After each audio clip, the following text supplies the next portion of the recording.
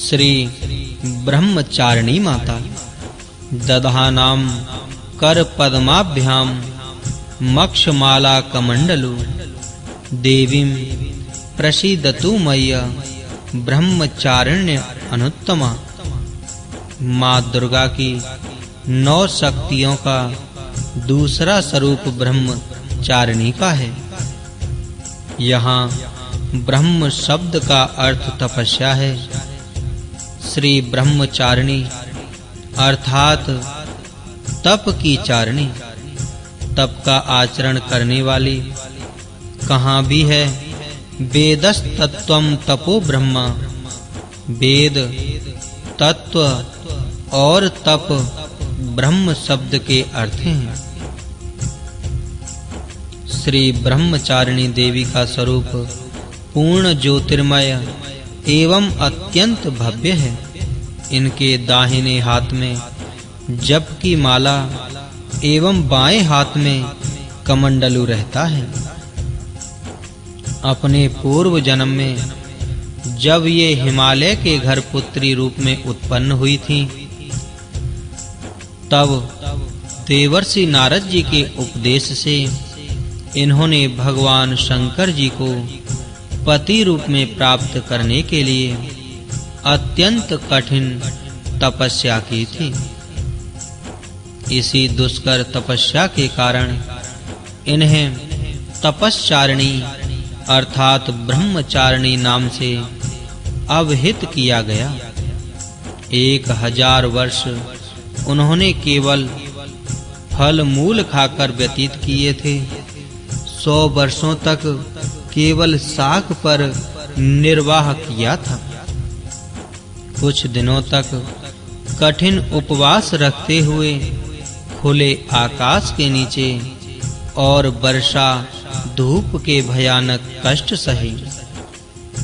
इस कठिन तपश्चर्या के पश्चात 3000 वर्षों तक केवल जमीन पर टूटकर गिरे हुए बेल पत्रों को खाकर वह अर्हिनिस भगवान श्री शंकर जी की आराधना करती रहीं।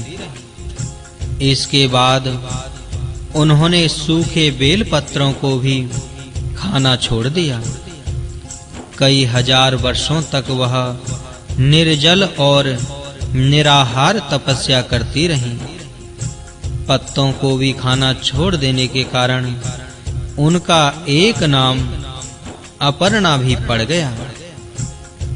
कई हजार वर्षों की इस कठिन तपस्या के कारण माता ब्रह्मचारिणी देवी का वह पूर्व जन्म का शरीर एकदम क्षीण हो गया था।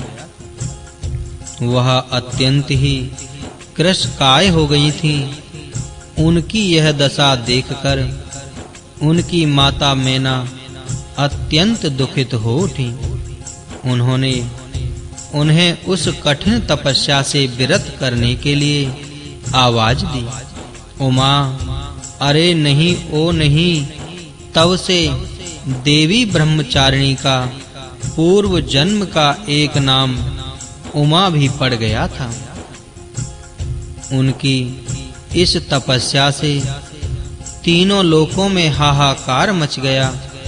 देवता, ऋषि, सिद्धगण, मुनि सभी ब्रह्मचारिणी देवी की इस तपस्या को अभूतपूर्व पुण्य कृत्य बताते हुए उनकी सराहना करने लगे।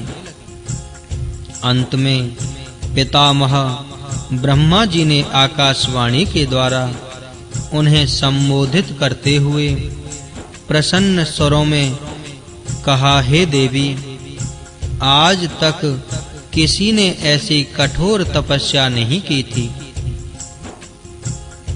ऐसी तपस्या तुम ही से संभव थी। तुम्हारे इस अलौकिक कृत्य की चतुर्दिक सराहना हो रही है। तुम्हारी मनोकामना सर्वतो भावेन परिपूर्ण होगी। भगवान चंद्रमौली श्री शिवजी तुम्हें पति रूप में प्राप्त होंगे। अब तुम तपस्या से विरत होकर घर लौट जाओ। शीघ्र ही तुम्हारे पिता तुम्हें बुलाने आ रहे हैं। माँ दुर्गा जी का यह दूसरा स्वरूप भक्तों और सिद्धों को अनंत फल देने वाला है। इनकी उपासना से मनुष्य में तप, त्याग, वैराग्य, सदाचार, संयम की वृद्धि होती है। जीवन के कठिन संघर्षों में भी उसका मन कर्तव्य पथ से विचलित नहीं होता। माँ ब्रह्मचारिणी देवी की कृपा से उसे सर्वत्र सिद्धि और विजय की प्राप्ति होती है। श्री दुर्गा पूजा के दूसरे दिन इन्हीं के स्वरूप की उपासना की जाती है। इस दिन साधक का मन स्वाधिष्ठान चक्र में स्थित होता है। इस चक्र में अवस्थित मन वाला योगी उनकी कृपा और भक्ति प्राप्त करता है। जय मां ब्रह्मचारिणी।